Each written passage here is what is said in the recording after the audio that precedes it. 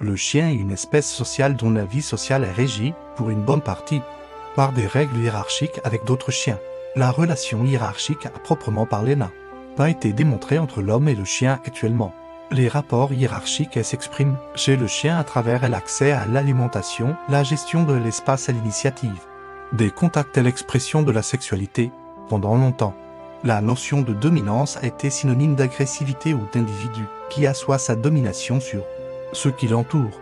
On a évoqué les lois de la meute en calquant le comportement du chien sur celui d'une meute de loups. Ce concept a été largement débattu et revu.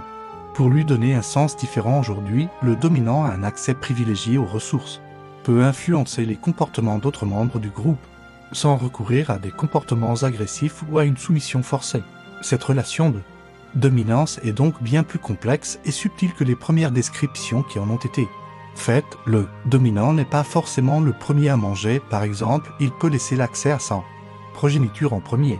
Les chiens domestiques vivent en étroite relation avec les humains et bien que les relations puissent paraître influencées par une notion de hiérarchie, les chiens ne voient pas l'humain comme un alpha au sens traditionnel de la domination. Les chiens s'adaptent aux règles et aux attentes sociales de leurs propriétaires, en répondant à ce qui a été établi à travers l'éducation et les interactions quotidiennes.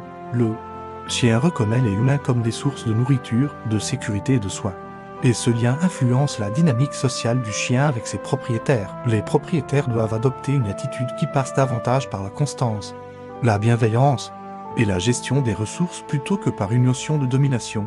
Le respect des limites et des règles, ainsi que la fourniture d'un cadre clair et stable, permettent au chien de se sentir en sécurité et d'établir une relation harmonieuse. Par exemple, certains propriétaires autorisent le chien à dormir dans leur chambre et d'autres non, selon les règles qu'ils se sont fixées.